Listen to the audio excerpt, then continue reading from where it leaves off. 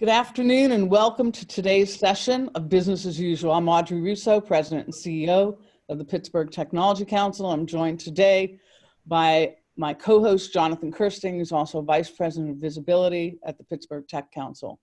So a few things about today's call. I want to give a shout out to our sponsors, and that includes Huntington Bank, who actually stepped up to sponsor this series, but they're also very, very busy because they are the largest SBA lender here in southwestern Pennsylvania, providing a lot of support to our small and mid-sized companies. So thanks to AT&T for their sponsorship as well and support of today's session and everything that they're doing for customers and communities in response to COVID-19 pandemic. So thanks to them, and a little bit about the technology and our format for today's call. So we muted your microphones if you've never been on before. And there's a lot of background noise, so we're just trying to be really considerate. We want to be able to hear our guests clearly. And with that said, we really want this to be interactive, and we want you to have an opportunity to ask questions. So use the chat box. We will try as hard as we can to answer the questions and provide some sort of conversation and interactivity. And if our questions go unanswered, we will try to answer those questions for you and keep them in our archives. We record this show. So I am pleased to announce that we're hosting Brandon Mendoza from NAIOP Pittsburgh, which is also known as NAIOP, which is the Commercial Real Estate Development Association. And then along with him is Kim Ford. She's the co-founder and CEO of a Pittsburgh startup called Coeo Space, and she's also the broker of record of Found Advisors. We're going to talk about two key issues today. First, we're going to talk about how employers can partner with their landlords to ensure a safe working environment for their employees. And then next, we're going to discuss some of the economic impacts that are facing both tenants and landlords. So before we do that, I want to recap a discussion from earlier this week on the program with Lauren Sweat. She's the acting administrator of OSHA. We had her on Monday. And as we're starting to review some of the reopening plans for our employers, we're seeing some patterns that closely align with OSHA's guidance. And I want to share a few examples, and then we'll get right into interviewing our guests. So going back to Monday, which honestly feels like, I don't know, a month ago, but it was really just Monday. We hosted Lauren Sweat, as I mentioned earlier, and she outlined a set of controls that employers can use to help systematically remove hazards. And the step of the processes are outlined in what safety professionals know as the hierarchy of controls. The controls are listed from the most effective to the least effective. So the first concept and most effective is simply to eliminate the hazard altogether. For businesses that cannot allow 100% of their employees to work remotely 100% of the time, this will be impossible during this COVID-19 pandemic. With that said, the plans that I am seeing from tech employers to focus on only bringing in the most essential workers into the organization and also grant wide latitude and protections for employees that can expect severe complications from COVID-19. So the first would be elimination and substitution. In terms of the elimination portion of the hierarchy, we're also hearing plans to remove high-touch items from the office. So remove the need to touch multiple interior doors or doorknobs, for example. Employers will be reviewing the need for high-touch equipment or appliances that could be replaced with no-touch options or simply lived without. The next point is engineering controls. The next portion of the hierarchy involves engineering controls or things that can be automated and don't require any kind of human compliance. These are the second most effective controls, examples that OSHA recommends and that tech firms are incorporating into their plans include in providing improved ventilation in the office and installing high efficiency air filters. These also could include the installation of plastic sneeze guards and plastic wraps to protect employees. We're seeing examples of this in both of these in plans. So administrative controls, that's the next, is they require actions from humans and are therefore not as effective as engineering controls, but they require considerable thought and training as well as compliance. So I have seen employers establishing policies on elevator use, meeting size, personal hygiene practices. This morning, I actually saw a plan to create employee pathways on the floor to separate people as they pass each other in transit. We've seen companies creating different shifts and arrival times. We've seen one company create assigned teams who will work 2 weeks on, 2 weeks off to coincide with the 14-day incubation period and limit exposure. And then PPE. PPE is at the bottom of the pyramid of the hierarchy of controls, but OSHA has actually issued guidance on the risk level of different occupations and the level of PPE for those professionals should have access to. So is Brandon with us now, Brian? Yep. So Brandon, welcome to the show. I introduced you earlier, and I would like to ask you a question. So with this in mind, Brandon, with all that I just articulated, of course, I'd like to welcome you to the show and thank you for taking the time. I know that you're very busy. Brandon, I mentioned earlier, he's the Executive Director of NAIOP. So Brandon, can you start us off by very briefly describing your membership base and share how they have been impacted and reacted to this COVID-19 pandemic?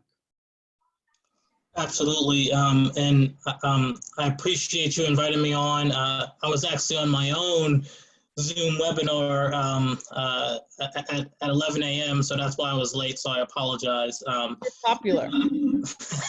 Yeah. In the Zoom world, at least. So NAIOP is the Commercial Real Estate Association. Our members are developers, brokers, and folks in the industry: construction, engineers, architects, finance, legal. So all of the elements that you need to get a commercial real estate like project off the ground are our membership. Okay. We have about 400 or so members in Pittsburgh, and you know, so I run the Pittsburgh chapter, but we're a national association. We've got about 20,000 members across the United States. Our chapter in Pittsburgh is in the top 20 in terms of membership, and really we are in the top end in terms of square footage actually like built over the last like 25 years or so. So you know, that's a little bit about our membership. So we do a lot of advocacy. We do a lot of education.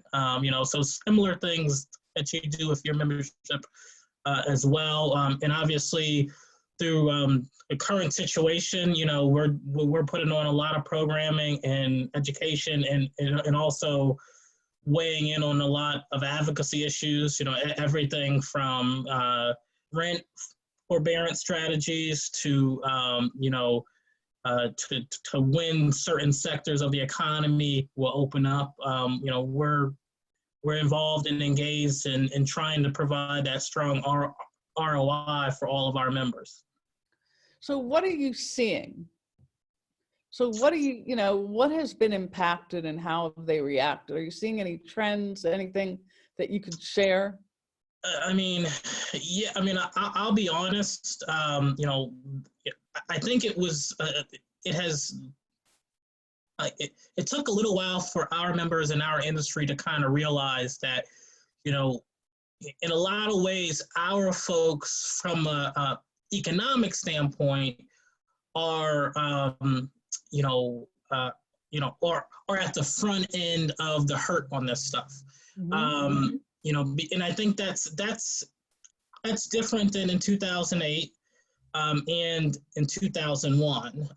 You know, after 9/11. Obviously, everybody was hurt in those recessions, but you know, our members, you know, so if you think about it, our members that are in retail, you know, a lot of our members have a lot of like square footage, like leased in retail. Our members that, you know, have a whole bunch of investments in hospitality, hotels and restaurants, and also who lease space in those, like, you know, segments of the economy.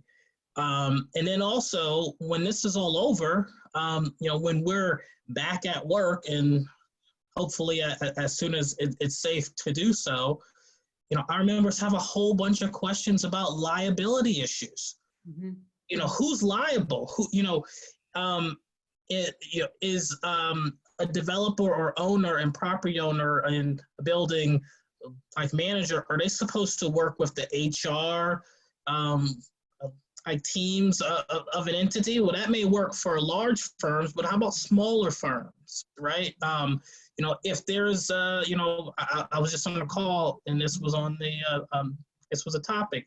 If there's an elevator and there's a limitation on how many folks are on the elevator, well, whose job is it to police that? Right. And we don't know. So the other thing is that, there's a lot of information out there about, about your temperature checks and whatnot. Well, is that legal from a HIPAA standpoint, right? There's a lot of stuff that we as a country and a society have to work out, to get back to some level of normalcy. And then the other thing is that there's a lot of questions about who's liable for what, right? Because that's the other thing, is that there's a lot of folks that don't want to be sued or, or have to maintain the cost of operations that is outside of what they planned on, right? I mean, even in terms of sanitizing, right, like office spaces and whatnot, there's a lot of lease agreements that may need to be altered to add that cost in, right? So there's a lot just on our plate right now. Obviously every sector of the economy is affected, but our industry, I don't want to say we're at the front, but we're starting to feel it in commercial real estate. So Jonathan, there's one question for Brandon right now. Can you? Absolutely. Yeah. So Brandon, thanks for being with us today. Truly appreciate it. And we want to know here from Larry Joya here, can you speak to any trends and any inquiries you're seeing from stakeholders for safety cleanliness solutions as leaders are shaping their return to their office spaces? Yes. Essentially, the trend is whatever we can do to make the consumer feel safe, mm-hmm. Your workforce and your talent feels safe. Our folks is, so in an office, things like automatic like door openers and obviously, hand sanitizers and all of that. But there's a ton of things that folks want to know. If they add those amenities, I guess, does make, your workforce feel safe and your tenants feel safe. And if it's an outside facing firm in terms of like customer service, does it make them feel safe? So there's a lot of folks that are, spending a lot of time asking those questions, and also wanting our national and state leaders to really focus on those in these opening plans. We're moving away from a government shutdown soon, in the next few weeks, to a month or so. The question now is, the consumer shutdown, how do we ease that? Because it's, we can get to June, but, in July, but if you have a restaurant, can you operate that restaurant if folks don't feel safe? Right. Exactly. So I'm going to switch over now to Kim. So we have Kim Ford. I mentioned that earlier. And what I'd like to do, Kim, is just briefly introduce Coeo to our guest today. You also have extensive experience in tenant representation. So yeah, I've been a tenant rep broker for 25 years. So representing businesses with lease or purchase choices, navigating businesses navigating the commercial real estate industry at all. And we also launched a startup about 1 year ago, completely independent of Found Advisors, but it is a tech marketplace. And basically it uses scientific algorithms to match users to space in seconds. So, we look at things like a well-certified building that I think in the future people are going to really care about. In one click, you can actually look at a marketplace for a well-certified building. In one click, you can say, I want a building with an indoor fitness center. I want a building that's on a walking path. And our algorithms actually match you to this perfect space. But what's really great about it is when a user comes to the platform, it's one click to ask a question to that representative of the building, or it's one click to book a tour. So we're automating the process, and we've significantly adapted for obviously the pandemic. And we've made it very easy to add virtual tours. We've even established a way where we can mail out a kit and it's a DIY, and we actually do all the stitching for you and publish it for you. And we give you the link and everything. So we've adapted to try to make commercial real estate able to continue even when we're in lockdown, as well as to facilitate showing a space. Maybe a tenant needs to sublease or a broker needs to list a property. So it's been great. I've been in the industry for a long time, and I appreciate the opportunity to speak today as well. So can you provide some guidance to businesses who are wondering if they can be required to pay rent when they can't use their facilities? Yeah, absolutely. Can you start with that? Sure. So I am not an attorney, but I can tell you that the number one thing is don't just not pay rent. That is not a good choice. Number one thing you should do is call your trusted advisor, email them. If you don't have one, I would recommend finding one that you feel comfortable with. You need to over communicate. You need to open up that door, reach out to the landlord or through your broker and say, look, I'm having a hard time. Will you work with me? What are options that will make you successful as well? Because keep in mind that if a tenant, like look at the Cheesecake Factory, goes to the market and says, I'm not going to pay rent. And I've been a tenant advocate my entire career, but that landlord has a mortgage obligation. So it's not helping you as the tenant if the landlord now can't pay for landscaping or snow removal next year because you didn't pay rent. So over communicate, actually have that conversation and be creative. There's a lot of creative mechanisms that you can use. One, or actually two really good examples would be go to your landlord and say, look, I paid 1 month or 2 months, whatever your security deposit is. Is there any way I can waive that right now and get a month free?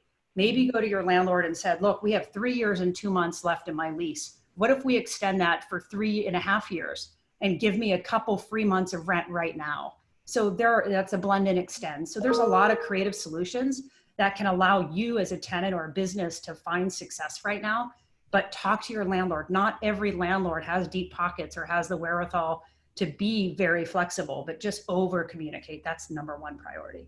Mm-hmm. And so you mentioned, so even if people can't go into their buildings, right? And their buildings are secure, people are still paying rent. Yes. And so under a lot of agreements of force majeure, this has not been inclusive. So your guidelines are pretty, collaborative. You're saying collaborate, be upfront, figure out some clever ways that both of you have a mutual win. I mean, that's a great point for anyone in negotiation. And we do know those who got PPP money, 25% of that money should go to their to their rent and those utilities and related as well. But we also know that money, disappeared pretty quickly and not everyone got access to that. Right. And that's why you have that conversation with the landlord, because, you may be one of the lucky ones that did receive the money, but if you're not, have that conversation. Maybe you're still applying. Maybe they actually can pull some strings to get you pushed up in the ratio for the bank to actually, be considered, because I know that there's, at least what I'm hearing, there's long lines at all the banks. That's actually a very good suggestion as well. So Brandon, were you going to jump in on that? Yeah, I was going to say, listen, if you're a property owner or developer or a manager of a building, the thing you don't want to do in the middle of probably like the largest economic recession we've seen in 100 years is lose your tenants. These folks want to work with you to stay in your lease and in their property. It's in their long-term economic incentives to work with you. So communicate. A lot of these folks will try to work on a plan to get you through it. there's a lot of strategies out there to avoid a litigation and eviction.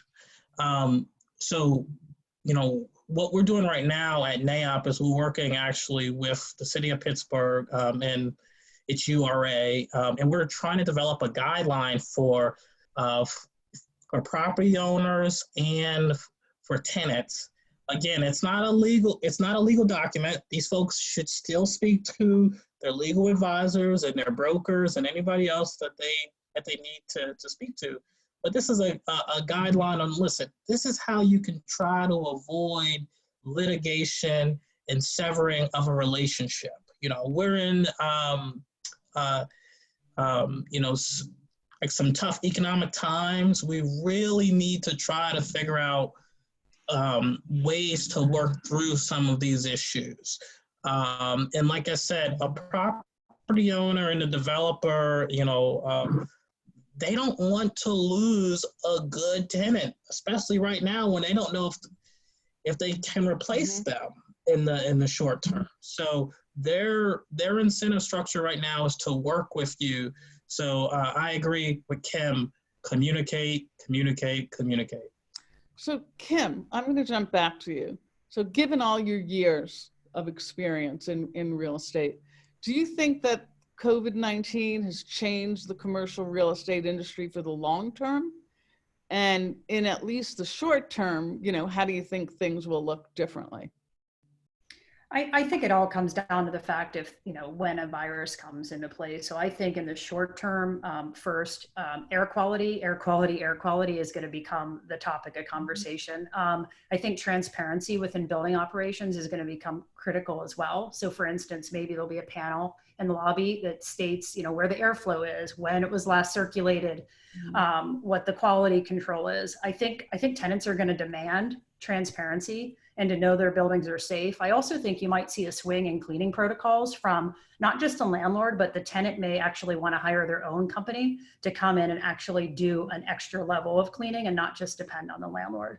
I would say that the big shift is not 6 feet apart, it's 6 feet together. I think everybody working from home today realizes they're missing that camaraderie. They're missing that collaboration that you can't get home. You can't really get through video conference as much. So I think figuring out solutions, workplace strategy on bringing 6 foot together, reconfiguring cubes, probably giving a higher cube so that so that people can feel comfortable coming to work. I think you're going to see staggered work shifts. I think you're going to see a larger work from home strategy, which is going to impact technology, because companies will need to have very significant technology in place. And obviously they've learned it the hard way now. And a lot of companies are suffering from it. But I think in the long run, this is just another one of those bumps that we're going to look back on and say, remember when it was open floor plan? And then all of a sudden it switched to those high wall glass cubes. But I do think it could impact kitchens and cafeterias in the future. I do think people are going to be really aware of when they're eating, their surroundings, sharing things. And I'm not sure that that's going to change. I'm not sure that people are going to forget that easily. You talk to older people and they're saying things that are crazy, like they're never going to go to a restaurant again. So, we don't know how quickly people are going to forget. Obviously 9/11 has stayed along. This isn't 9/11, but this is something I know I don't think I will ever forget. But before 9/11, we never had to take our shoes off and take our belts off and all those things. So now we just take it for granted. So that's, I think you're probably right. There will be floor change thoughts. There's been long history about whether open floor plan really does create collaboration and high productivity. I think it's a combination of both. I don't think it's one or the other. So Brandon, can you talk about some ways that your members are working to make their facilities safer, to sort of talk a little bit, ping off of what Kim just articulated?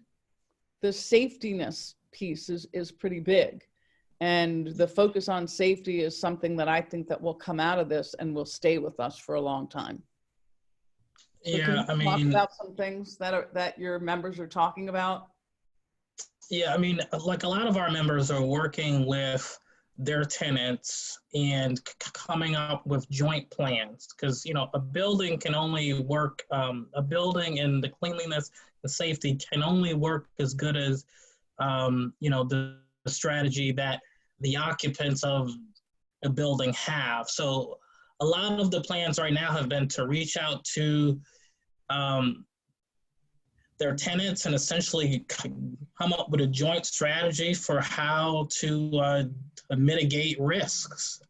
Now, I will say, there's a lot of folks are essentially, just waiting for further clarifications from the CDC, state health departments, county health departments, because there are some clarifications that need to be had, and also from a federal standpoint, things like HIPAA.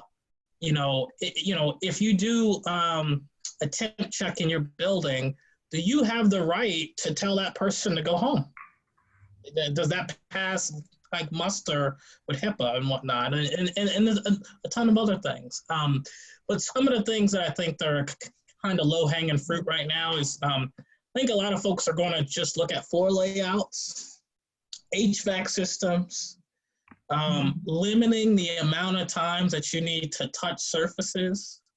So I think if you're if you've got investments in a automatic like door opener like firm, you're in a good place. Matter of fact, if so, send me a note. I may want to invest some money with you.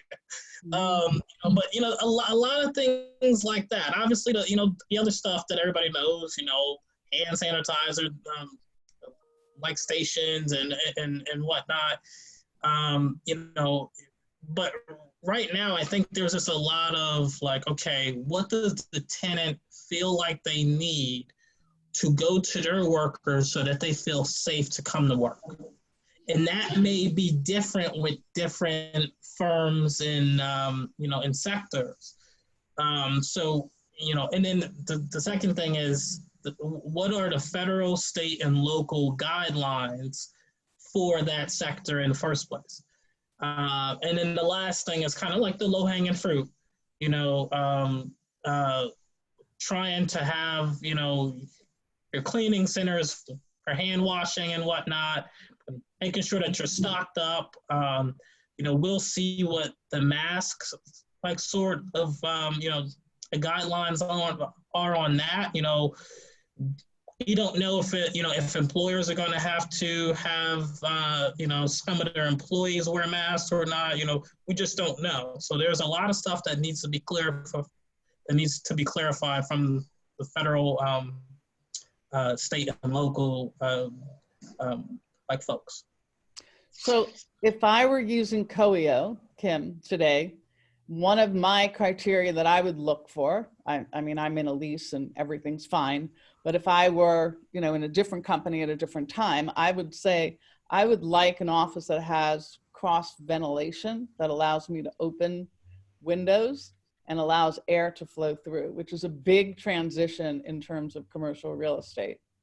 So we were just talking about the fact that we believe new developers or new development that are going to kick off and break ground are going to bring operable windows back. I don't know that a lot of people know that, but they purposely build buildings to control the air. And so they don't build them so you can operate buildings. I actually do think that that's going to trend the opposite direction. One of the things we're working on right now is a new group of amenities that are going to address issues just like that.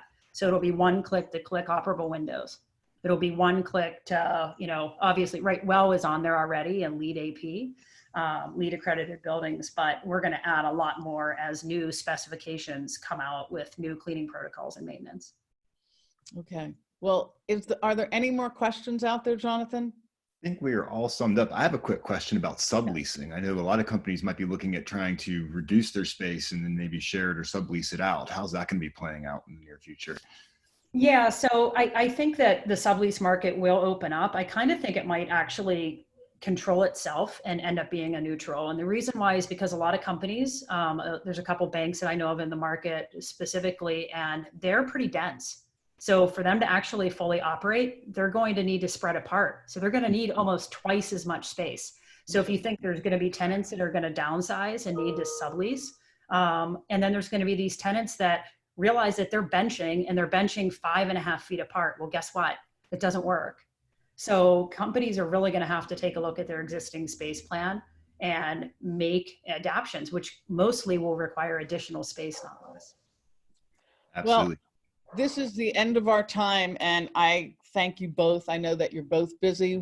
This is recorded, and we will actually put the links to your company, Kim, Coeo, out next to this recording, as well as NAIOP, because there's a bunch of resources that are available there.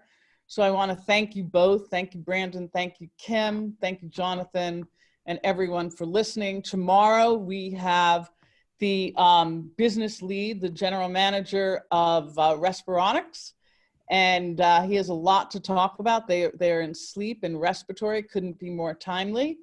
And I would like to thank everyone for joining us today, and be safe, be healthy. #6 feet together. See you tomorrow. Everyone.